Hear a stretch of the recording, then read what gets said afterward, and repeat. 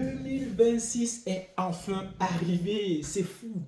Mais après 365 jours, nous l'avons fait, nous l'avons attendu, nous l'avons vu, c'est là. Nous sommes le 1er janvier 2026 et je partage avec toi 5 grandes compétences qui vont transformer ta vie. Reste à la fin de cette vidéo parce que la dernière compétence est la plus importante. Ce sont des compétences qu'une fois que tu les as maîtrisées, elles vont te permettre de te développer et de transformer radicalement ta vie. Il s'agit tout simplement de la compétence disciplinaire, de la confiance en soi, de la créativité. Est-ce que tu es quelqu'un de créatif? Mais aussi, nous allons parler de résilience dans cette vidéo. Mais la dernière compétence, il faut que tu restes jusqu'à la fin pour découvrir ce que c'est. Alors, c'est parti. Euh, il est important, avant de commencer cette vidéo, de vous dire merci pour cette année 2025 que nous avons partagée au travers des différentes plateformes. Vous avez liké, vous avez partagé, vous êtes abonné massivement. Merci de faire grandir la communauté avec ces petites actions que vous posez au quotidien pour nous permettre de grandir. Alors, la première compétence que je m'en vais partager avec vous qui va vous permettre de vous découvrir, de vous réaliser, de vous accomplir et d'être quelqu'un de plus fort au courant de cette année 2026, c'est tout simplement de la compétence disciplinaire et de la gestion de votre temps. Discipline.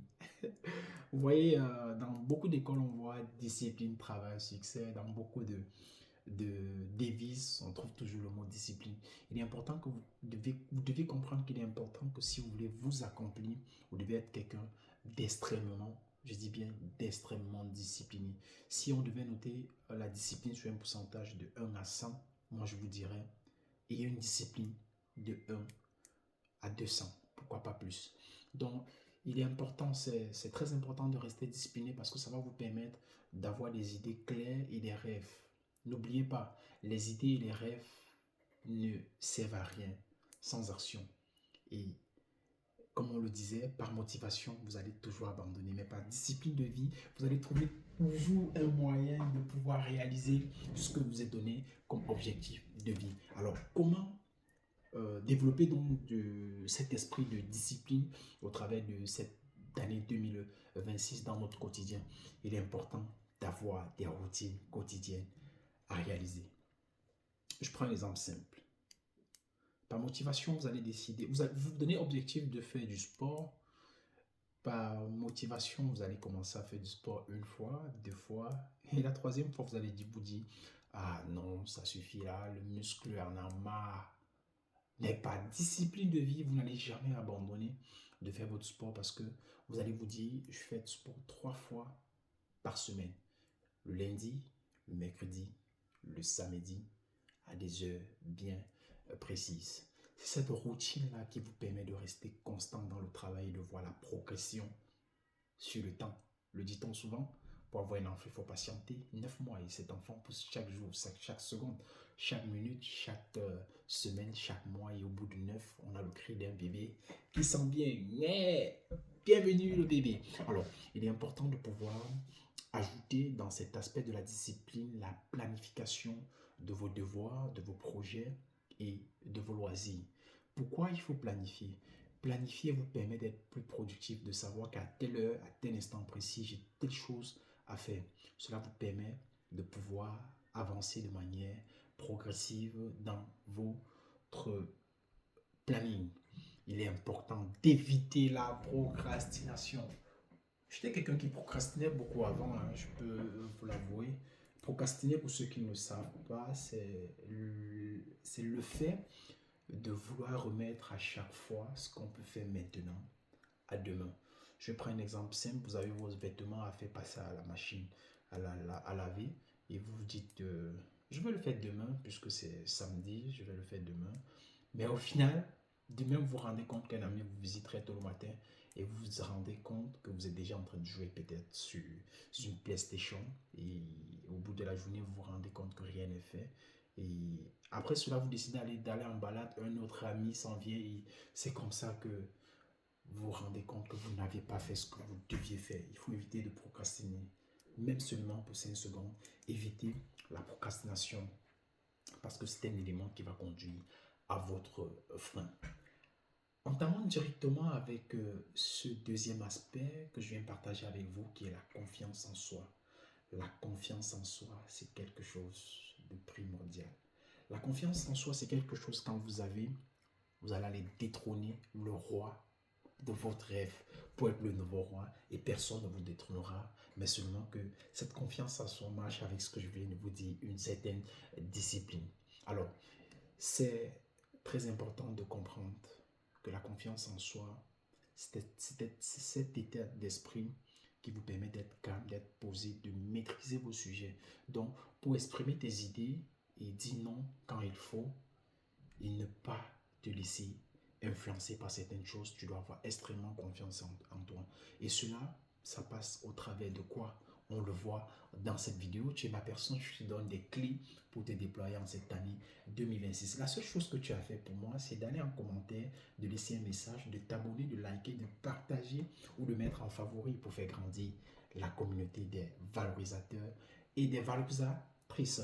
Tout simplement, pour développer la confiance en soi, il est important de prendre parfois la parole en public. Lorsque je parle de parole en public, j'avais un ami à l'université très fort qui avait des notes extraordinaires, qui était tellement bon dans le système de recherche.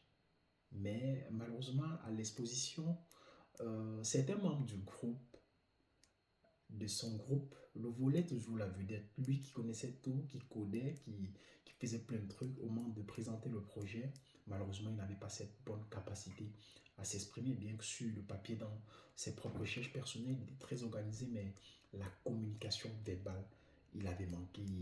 Ça l'a coûté sûrement cher parce que beaucoup de ses projets ont été volés par les amis. Volés, c'est peut-être trop dit, mais il s'est vu avoir la place qui n'était pas le sien, alors qu'il pouvait mériter plus que cela. Donc, il est important de pouvoir souvent prendre de la parole en public. Communiquer vous sauvera la vie. J'en ai fait des vidéos par le passé en vous disant communiquer, c'est la clé. Prendre la parole en public va vous permettre d'être à l'aise, de parler en regardant les gens dans les yeux. Aujourd'hui, je parle à cette communauté, c'est pourquoi je suis figé comme ça avec vous. Donc, il est important aussi d'accepter les erreurs comme un apprentissage. Vous savez, il y a des erreurs de la vie qui sont des opportunités d'apprentissage. Nelson Mandela disait, il ne paie jamais, il apprend toujours. Donc, il faut comprendre que lorsque vous faites des erreurs, le plus important, c'est de savoir que vous avez essayé de faire quelque chose.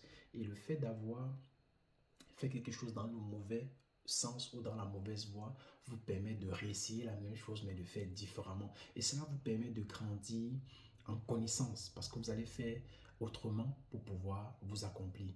À côté de cela, il est aussi très important de pouvoir se fixer des petits défis et de savoir se féliciter lorsqu'on a réalisé quelque chose aussi insignifiant que cela soit. Il est très important à un moment donné de se dire, ok, je me suis fixé pour objectif de lire mes 2 leçons. Je me suis fixé pour objectif d'avancer un peu dans mon travail ou je me suis fixé pour objectif de faire le ménage ou bien de laver ma voiture personnellement. Une fois que vous l'avez réalisé, prenez un ouf, félicitez-vous, dites-vous, je l'ai fait. Je me suis promis de faire le ménage ce matin, je l'ai fait.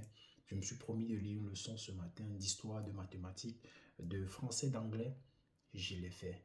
Il est important de savoir s'encourager au travers des petites réalisations qu'on s'est données et qu'on a eu raison de cela. Alors, la troisième compétence que je m'en viens partager avec toi qui va te permettre d'aller te découvrir, de découvrir le maximum de ton potentiel en cette année 2026 qui est en train de commencer, c'est tout simplement la créativité et la résolution des problèmes.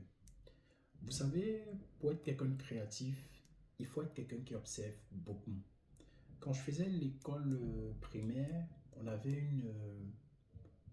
une leçon dont on venait avec une banderole, c'est-à-dire avec des dessins, on le pliait. La maîtresse ou le maître le mettait et vous disait, que voyez-vous? C'est à ce moment que l'on commence à développer votre créativité. Dans le que voyez-vous, c'est même l'essence de l'apprentissage. L'apprentissage passe au travers de l'observation. C'est lorsque vous observez que vous nourrissez l'esprit. C'est lorsque vous observez, vous posez des questions, que vous comprenez le mécanisme ou le processus de ce qu'on vous fait comprendre.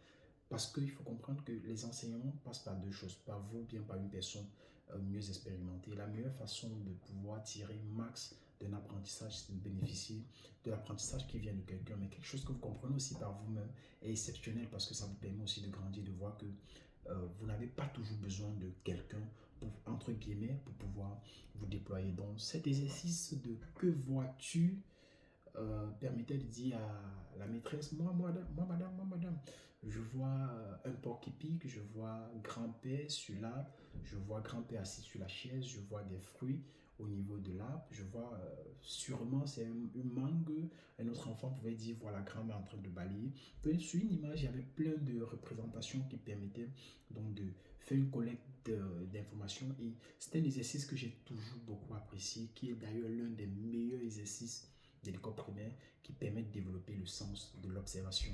Et quand vous êtes quelqu'un qui observe, vous emmagasinez beaucoup d'informations. Et quand vous posez des questions demain, quand vous allez être dans une position de proposer, votre sens de la créativité va être énorme. Votre sens, votre capacité à résoudre des problèmes va être époustouflant, émouvant et tout simplement spectaculaire. Alors, il est très important donc de développer cette compétence. Vous savez, la vie n'est pas toujours linéaire. La vie n'est pas toujours la ligne droite, comme on le dit. Donc, et ceux qui trouvent des solutions, ça c'est sûr, ils se démarquent radicalement.